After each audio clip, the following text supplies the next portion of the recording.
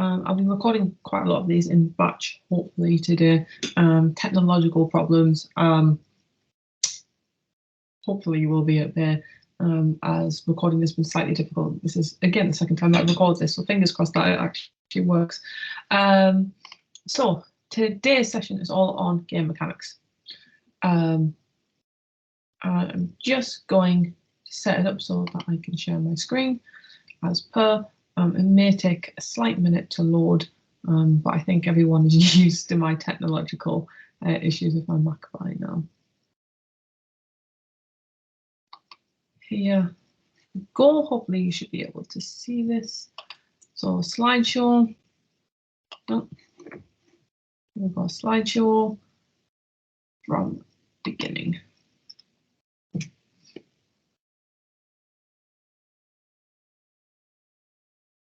Is that gone? Sorry. Here we go. Oh, hopefully. There we go. Game mechanics. So we're going to be looking at the way that we play games, the inputs that we have. We've discussed a little bit of bodily knowledge. Sean Moore's been a prominent name that's come up in classes before and will come up again in this lecture. And his digital orientations book is particularly helpful, so please do get it at the library. So this session we'll be looking at the definition of game mechanics. We'll examine how game mechanics influence games and influence gamer culture, and we'll also look at the philosophy behind game mechanics in particular. So this is the first task, and again, if you don't have time to do this in the sessions, please do this in your own time as part of your directed learning away from the university. So to write down, jot the basic abilities and mechanics you may expect to find in most games. In particular, if you want to have a play with game mechanics ever in your own time and start to understand the thought processes developers go through, you can load things for engines for free, a lot of them. Unreal Engine 3 being one of them, and please have a bit of a play with that.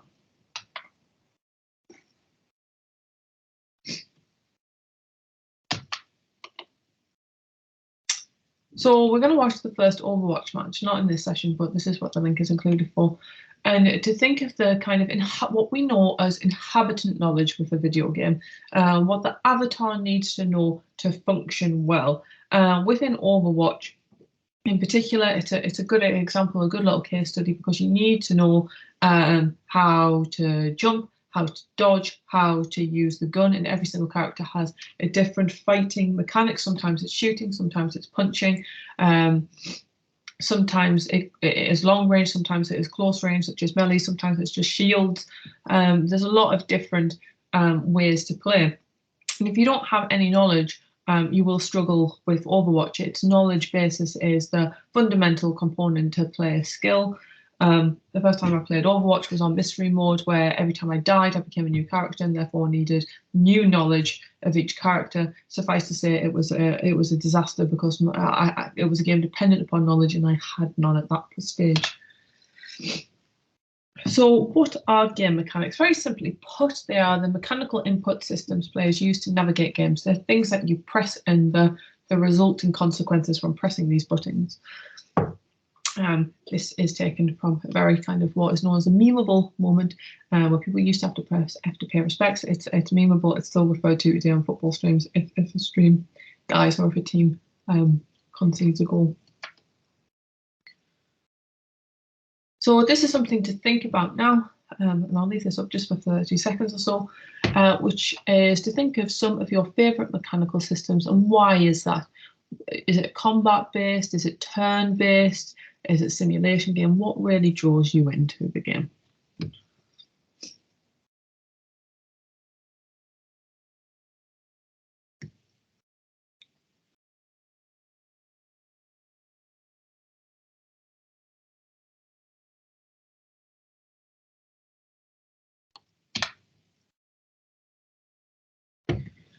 Generally, why people enjoy video games so much is a sense of a skill of battling, and the reason why some games, such as the what are known as the Blood Bowl games, Elden Ring, Dark Souls, Bloodborne, or Soulsborne games as they're known as collectively, Prioritize having difficult mechanics to optimize that sense of success for the player. It may be more difficult and fewer people may get to the end, but the ones that do will feel a greater sense of reward. And it's a feedback loop for the player so that they gain more knowledge. They'll have to play bosses over and over again, but there's a real sense of success. Games like Ghost of Tsushima really built their esteem on the game having standoff moments, and if you mastered the standoffs, if you mastered the duels, it gave you a huge sense of success and a feeling of joy and accomplishment. This in turn impacts gaming communities who then start to share tips, tricks of the trade, the things that they know, while also simultaneously creating a barrier for those who cannot play these games. It becomes an exclusive club.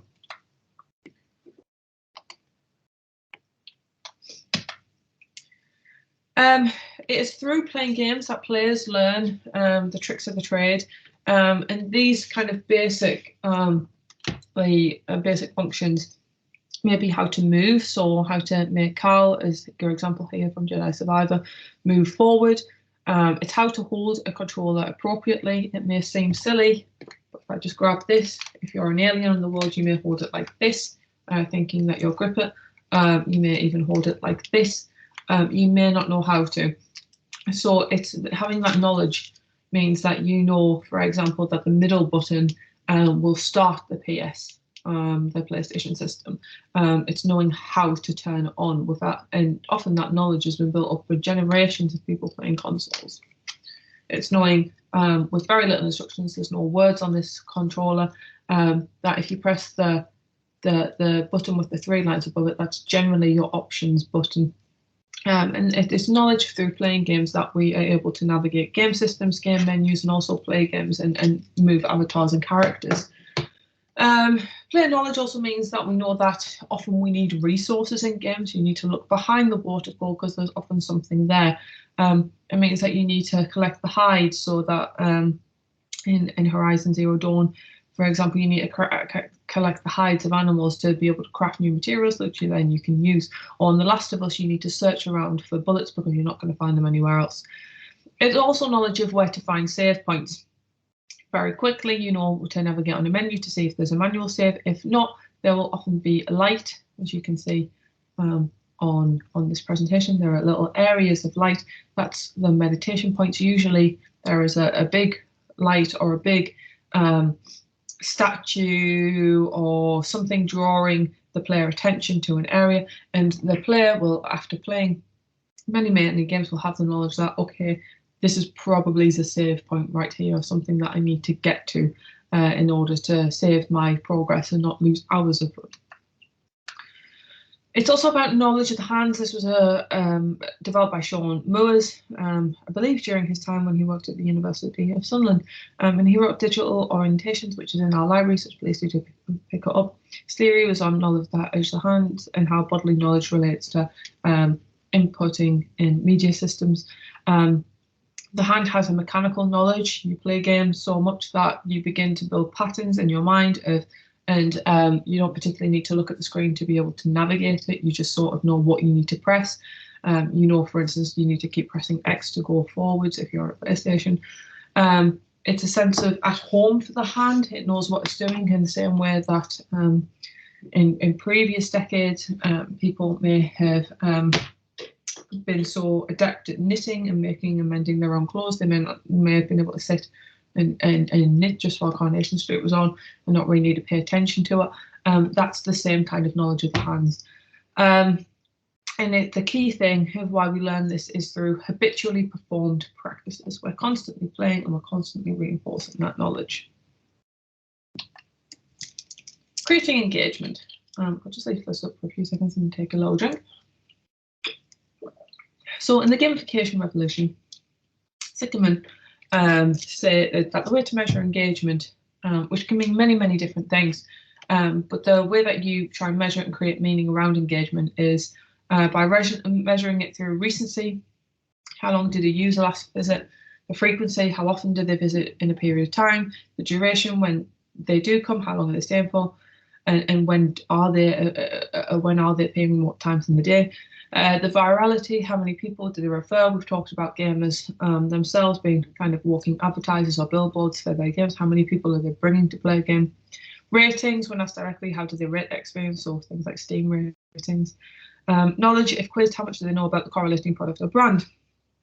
For instance, takes a true Mass Effect fan to know all the different kind of endings, or the different romance paths, or little things like you can find a body in a certain tunnel, which then leaves a message, and that body has a message contained for his wife who works somewhere else.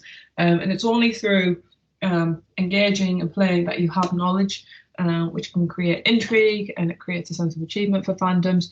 And it's also knowledge that is shared and appreciated and enjoyed by the other kind of people, the players sitting on the top of the kind of fandom hierarchy. So Zuckerman came up with this way to measure engagement, which has been broadly adapted by games companies to see what engagement is like for their games. So I'm going to leave this up just for 30 seconds for you to think about, which is just generally how might mechanics impact engagement with a game.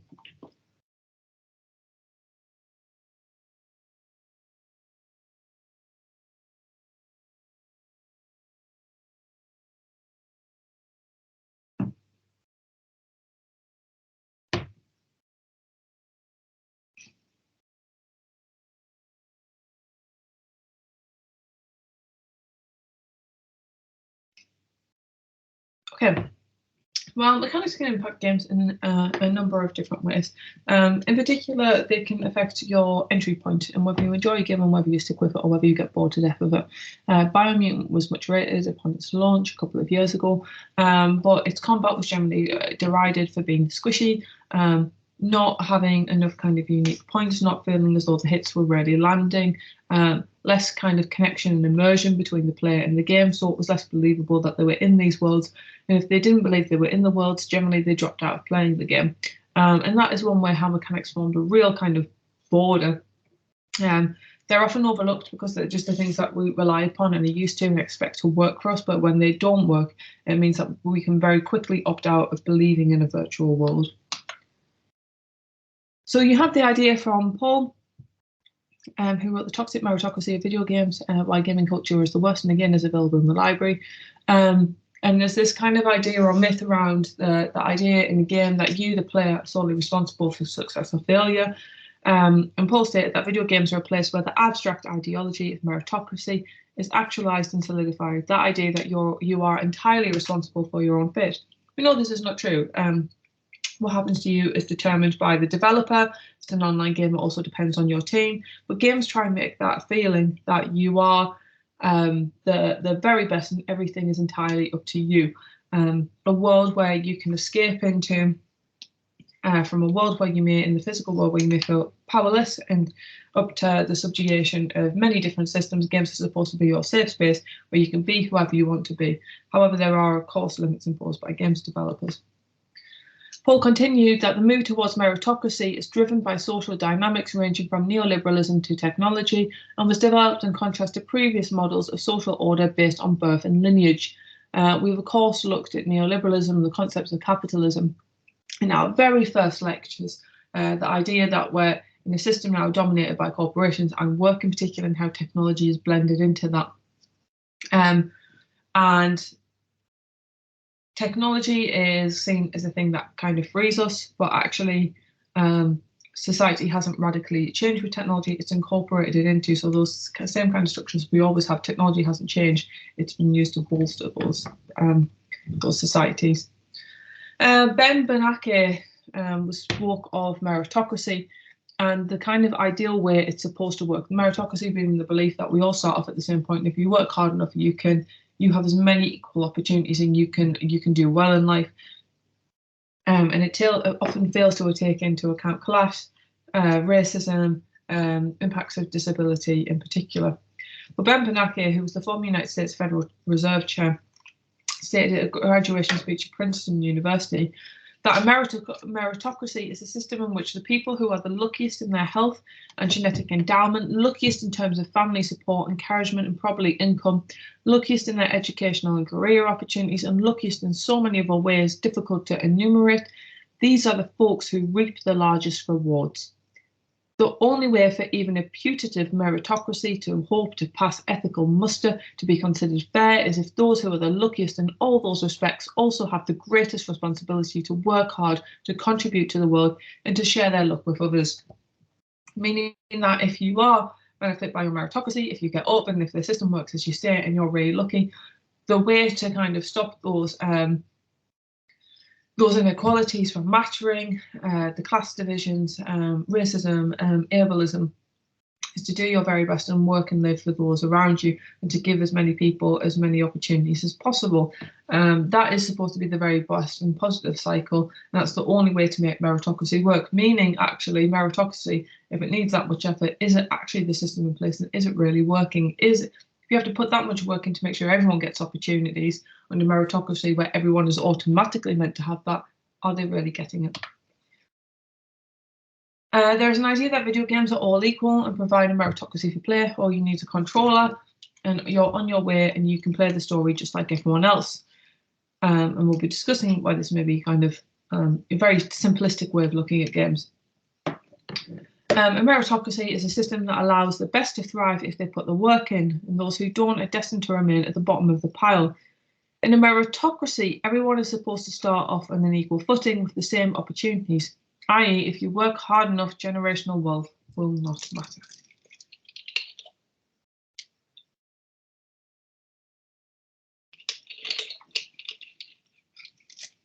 One example, of course, where generational wealth does matter and why it is still a factor is, for instance, house prices. Often you require a deposit. It's not uncommon for families to help out. If you have inherited wealth from grandparents or parents, you have a lot more money to go towards the price of a house and therefore can get a better house. If you have no support network whatsoever or no one has any money, the deposit you can get is far less and therefore you get worse accommodation, literally a worse place to live. That is kind of the most obvious example of where a meritocracy kind of fails, because generational wealth does still matter over the essential issue of where you end up living or residing, and if you have access to be able to buy a house at all. This is a visual example of how meritocracy doesn't quite work for marginalised people. White young guys who are able-bodied, for example, may have a lot of steps in life that they can advance on their way with their career, but a black woman may not have all the support around her, may have less access to educational opportunities because less likely, for instance, to go to further family to be able to afford private school or a substantial kind of Russell Group university career track, and therefore may struggle to get on. So their first step to get on the ladder is much higher and much more difficult to attain than the guy next to her.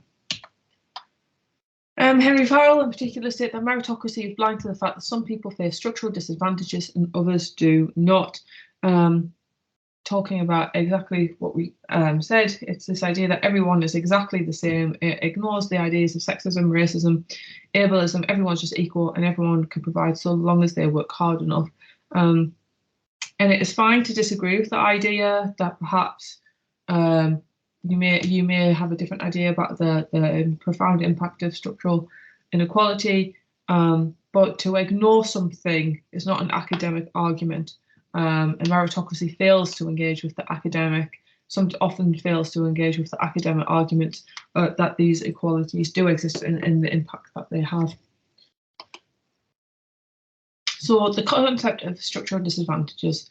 It's the belief that people are disadvantaged within systems of power, and those disadvantages are built into those very systems.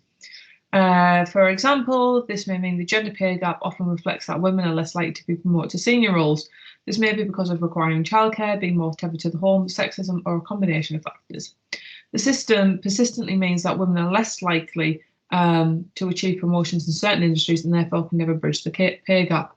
Unfortunately, quite a lot of childcare and even just the idea of having labour is mostly depends, going through labour depends on women generally, or their kind of carriers. Maternity leave means that you miss significant time in your career, and this may mean that you miss certain opportunities within your work as you focus on your family. And that is a kind of inequality that is built and has been built for many years in the system, while a lot of institutions try and have good maternity care policies. The expectation that women return to the home, that they miss opportunities just while they're away, and that this may cause implicit bias within institutions, organisations, companies, etc., really kind of reinforces sexism. Paul continued that the idea of meritocracy generally concerns social order and how to allocate resources. Backers of the meritocratic norms typically believe that skills should be measured, that effort should be tracked, and that those who demonstrate the best combinations of talent and hard work should rise to the top of the social ladder. By assessing these individual traits, meritocracies aspire to cut out considerations of social class, race, family background, or other characteristics in order to dole out rewards for those judged to be the most deserving, allowing them to ascend to the social hierarchy. This is one of my favourite quotes from the book that really succinctly sums up kind of the idea around meritocracy in video games in particular. And Paul starts to talk about video games and uses that quote as a springboard to look at the player experience of your meritocracy and your actions and the input they have. An idea of meritocracy really kind of was present in FIFA 17, 18, 19, which is a little bit of a case study. I won't play the video because of my technology, but I will show it in class. In FIFA 17, really sets the story of Alex Hunter as a solo campaign for players to see how far they can go. FIFA, generally, you're controlling teams. You're not in play career. You may create one character, and that's up to you. But there's no real kind of RPG moments. There's no cinematics. It's entirely quite standard.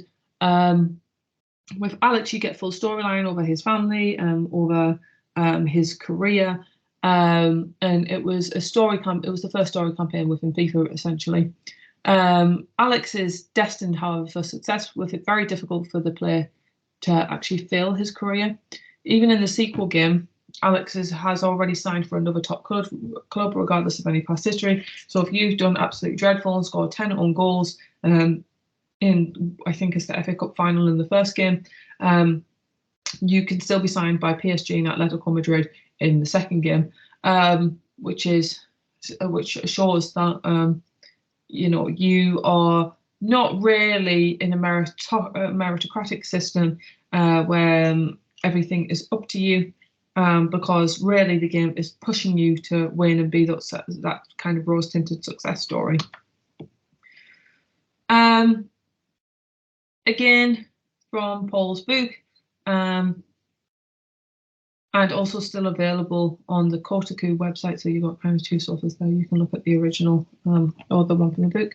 There's an interview with Jeff Kaplan, who was the games director of Overwatch, who noted that an early version prioritized effort over skill. Although both elements are components of meritocracy, skill is more traditionally praised metric within games. And Paul continues, instead of a system that enables players to grind to a high rank and then have things sorted out based on skill, Kaplan states that he heard players telling the developers that we just want this to be skill-based and I want to be able to compare my skill against one other person, adding that one-on-one skill comparisons are a very tricky problem to solve in a team-based game. It's really, really hard. Emphasising the focus on skill in games later in the interview, Kaplan argues that our intention was never to make the game feel low skill.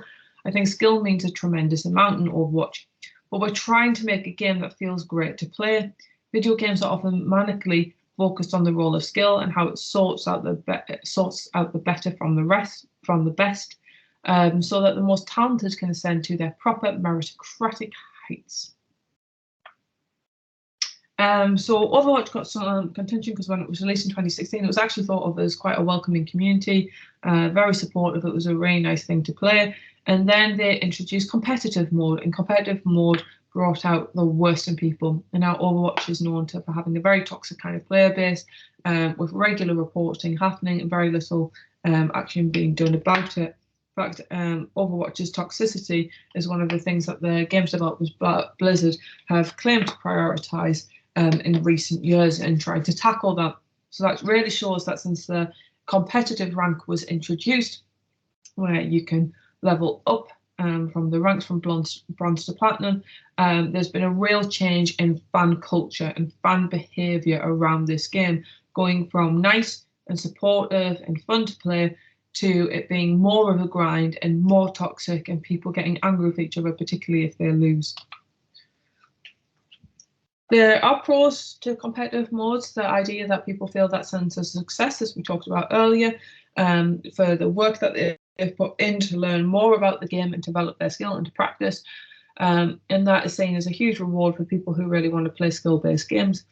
The cons are, however, that it has led to or contributed to a toxic culture for people who are so invested in their rank and grinding and getting to the very top. When they lose and they have setbacks, they often aren't supportive of other people.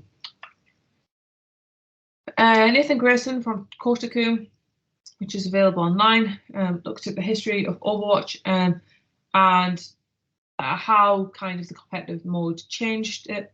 Nathan Grayson stated that similarly high-stake competition and toxicity tend to go hand in hand, and Overwatch's competitive mode already has an ugly toxic stain. Don't get me wrong, Overwatch is absolutely not bereft of toxic players, even in quick play, but it's a game whose developer and community have at least tried to avoid the pitfalls of other online gaming communities. It's a game about having fun and being a team player, one that thrives when players feel unafraid to experiment with heroes and strategies. That spirit pervades much of the game, and it shows in the way tense situations unfold. David Cage is the head of Quantic Dream, which is a game studio that has tried to go away from the mainstream with competitive and arcade arguments. He has focused on solo campaigns. However, he himself, ironically, has been under investigation for allegations of abuse from his staff, and persistent allegations still endure. However, his games are known, Heavy Rain, Detroit Become Human, as being the kind of two most famous, for having different mechanics. The little snippet that you can see is from Heavy Rain. Instead of the usual button mashing that you press, you have to do different inputs into the controller, such as flicking backwards and forwards. You can't just run in a game. It's often very slow, very deliberate. In both Heavy Rain and Detroit Become Human, many of the opening scenes feature an emphasis and a focus on doing labour tasks around the house, doing domestic tasks. You've escaped into a virtual world to actually wash the dishes, essentially. And there is a lot of time that I spent going through the mechanics of dishwashing, of putting the dishes away, and that became a real kind of trope of David Cage games. And some fans got very enthusiastic about this because it was approaching game mechanics in a very different way to what had been established order at that point. David Cage stated that in general, I don't like game mechanics. I mean, it's the idea you do the same things through different levels. I think in my mind, it's an idea I don't really like because I love to do different things and like to see the story moving on. And I like to do different things in different scenes and not do the same thing over and over again. If it involves violence at some point, fine, if it makes sense in the context. But violence for the sake of violence, it doesn't mean anything to me anymore. And this is particularly key at a time in the industry where we've had a huge shift to RPGs that are FPS based or first person shooter based. And the first person shooter games in particular, even with MMOs, have really saturated the market. So this is a very different way of approaching what you should be doing in games and the way to tell a story.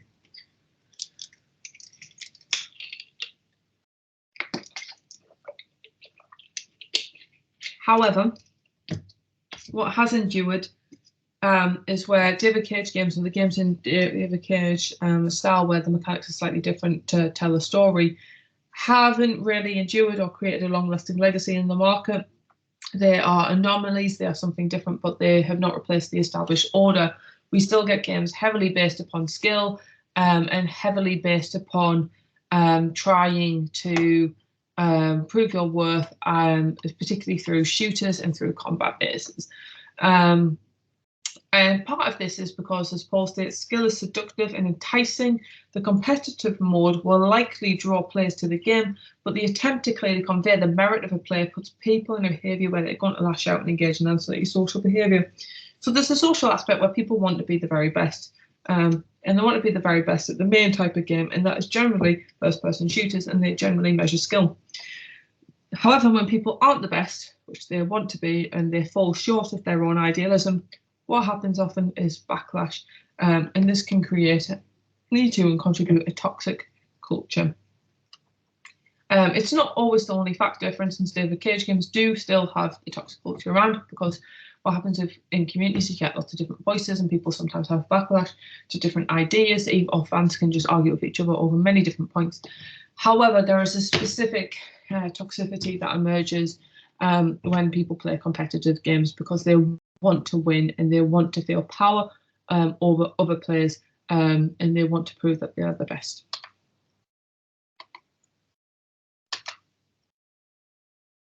So you have the social use of game mechanics, and we'll be looking at these in particular gamification throughout our later sessions of this semester. You have gamification, where you constantly do things to rank up, even in the fandom, for instance, leveling up on Discord, if you're part of the Destiny server, like ranking up and acquiring those different levels, and that encourages persistent interaction with the game, but also with the game community, which in turn encourages community growth. And you also have interaction with NPCs and other players, and that's the social uses.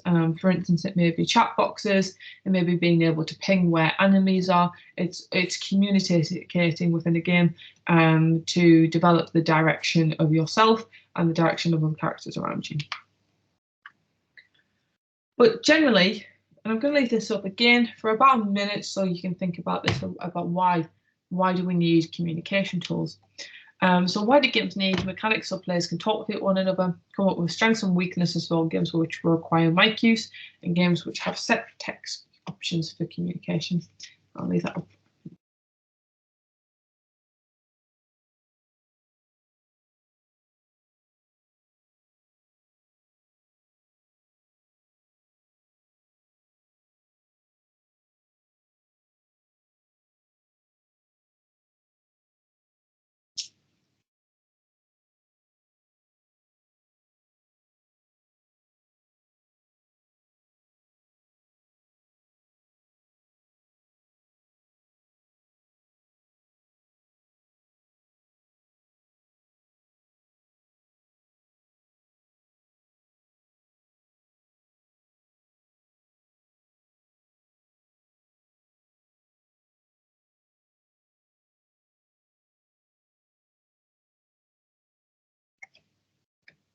Okay, so think about as well the pros, the in-game mechanics of being able to navigate, say, where enemies are. Are these used authentically though? Are these ever used for spam? Are these ever used for trolls? If you open up your mic, are you open to abuse? In particular, previous sessions, think about, for instance, if women are heard on microphones and what exactly they may experience if their voices are identified as being feminine. Pierre Bourdieu, 1993, came up with the key term of gaming habitus, which is the new perception is located in a set of embodied dispositions which people learn and use to understand to navigate gaming. The forming of gaming habitus is then made intelligible by developing new ways of talking about gaming, forming a gaming identity. We can trace this emerging identity through artifacts such as social media and even early gaming magazines. So what is key to identity and therefore culture is language. Being able to, so you start off by navigating a game, you come up with words for this. This is understood by other people who play games. You create a shared language, a shared understanding, and this in turn reinforces your identity as a gamer, as a new identity as well. Habitus and culture making. So games magazines, particularly during the 90s and early 2000s, really, well, and the 80s, really reinforced that gaming was becoming an emerging culture, and it was a point of connection for communities. And games magazines are a really important artifact to games communities generally. Kirkpatrick wrote The Formation of Gaming Culture UK magazines 1981, 1995, 2015, which is in the library and a very good little text to pick up. It's very short but very handy if you're looking at gaming culture. And Kirkpatrick argued that gaming culture started in the 1980s with the rise of gaming magazines, These were not initially gender exclusive, but as the magazines became established, they became more sexist and practice and magazine and misogynistic in tone, also because women either didn't have the time to partake in culture at this point, or didn't have the financial resources to set up their own magazines. What started out as a space for young boys, particularly as young boys had gender stereotypes, a lot more likely a console than a young girl. You have a culture that starts off around young men. These men grow up into positions of power, and this reinforces this hierarchy and domination. And this process, of course, was called the masculization of gamerdom. Kirkpatrick, in particular, found that gaming culture started to emerge in the 1980s, with the word gameplay beginning to feature in gaming publications in 1985. The word gameplay being a key sign that a new culture was emerging. So I'm going to leave this up just for a second, which you should look at the image. Are there any people who would automatically be excluded from partaking in this form of play?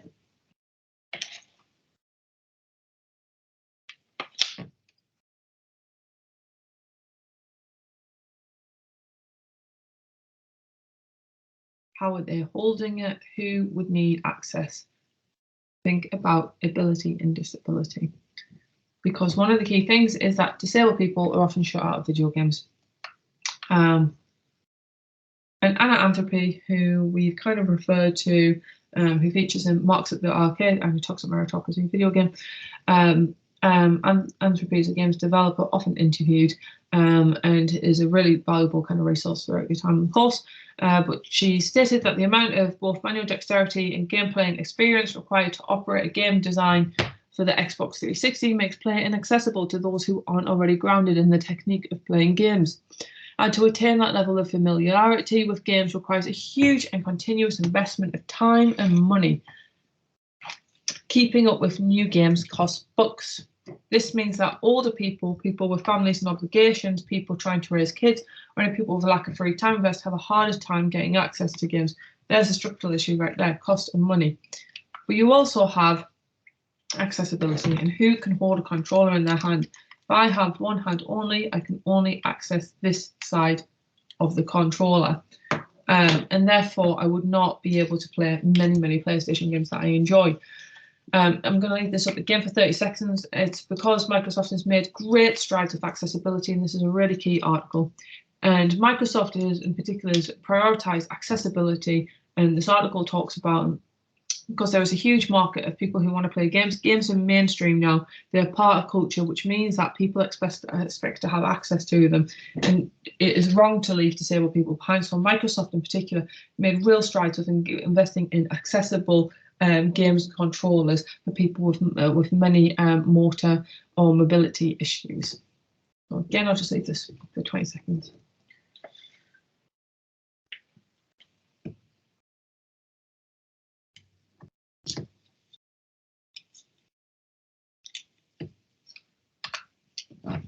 So you have individual barriers versus structural barriers. This task is to look at the reasons why someone can't access their favourite game and organise them into two columns, identifying whether they are facing individual barriers or structural barriers. These are the examples: lack of money, broken console, no time to play, a broken hand, toxicity in communities, banned from playing. And I'll give you just 20 seconds or so to think about it.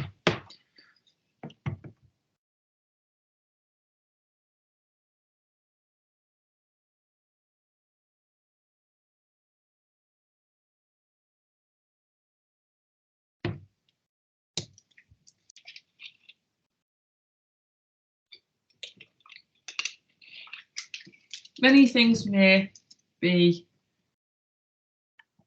confusing about where to put them. Lack of money, for instance, is it personal? Have you just overspent this month, or are you less likely to have money because there are structural issues in society? That means that young people are struggling to be able to afford university, and also without having full-time work. The broken console is a personal issue, but no time to play might be because, again, you're expected to go to university so that you can get a degree and get a good job. That's a structural issue. Toxicity in communities tends to be structural because it is about communities and it's about systems as a whole, and games not being able to enforce positive communities. So you have this task to read these articles. Far Cry 6 was the example. because it was praised for making great strides with accessibility. And you can see from the menu that they have many different options for improving accessibility. And the task is to open up any esports game you know on the Steam, or choose Steam Deck and Steam, or choose a game you know well. Look at menu options, which accessibility features could improve from the ones listed, i.e. would more aim assist help. Souls-like games in particular, which I've talked about, have been routinely criticised for a lack of accessibility. But do you think there's a place like this in the market? And this is something that we will discuss. There's also the idea of get good culture, which is sometimes joking, mocking, which is and sometimes toxic term in gaming linguistics. It reflects the hierarchy and power dynamics within gaming when skill is the basis for judgment. Games have also been used as propaganda and aptitude tests, the case study being America's Army, which is a multiplayer first-person shooter. It was commissioned by the US Army to encourage interest in the military. Two competing teams, however, the player always plays against terrorists. No matter who you are, you look American and you're playing against terrorists. And it was a propaganda device with the website linking to recruitment sites. And the game's website itself states, in elementary school, kids learn about the actions of the Continental Army that won our freedoms under George Washington and the Army's role in ending Hitler's oppression. Today, they need to know that the armies engaged around the world to defeat terrorist forces bent upon the destruction of America and our freedoms. Showing that mechanics can be so compulsive that the engagement can be measured. How is that being measured? Is it for nefarious purpose? Is it open? Is it ethical? Is it being used to sell more, or is that information going somewhere else for different purposes or designs? Games are now a focal point of the entertainment industry and of culture, and this means they're often optimized across different fields from entertainment purposes, education, military, and even used to support people in medical contexts. One kind of good and positive thing is that games have been used as pain relief. Since 2004, the University of Washington has investigated the use of Snowball, a VR game, as an effective pain relief method through providing burn patients with an engaging distraction while treatments were administered. VR games have also been used in the treatment of phobias as a form of exposure therapy, which is particularly useful for people with obsessive compulsive disorder. Again, this is a task that you'll have, and I'll give you 10 seconds or so just to think about it, which is to find other positive uses for games. Can they have a purpose beyond entertainment? And to discuss whether they have a purpose beyond entertainment, or is being fun simply enough? And that is the end of your kind of session this week. I will get very soon on with your next lecture, so you'll see me in the same clothes because I'll be doing your next lecture. But if you have any questions, please do email Stephanie_Farnsworth at sunderland.ac.uk. The questions can be on the topics at hand, or can be about any of your assessments this module. I'll be talking more in class about your upcoming final assignment in particular. Thank you for listening, thank you for watching, and I'll get this uploaded as soon as possible. Thank you.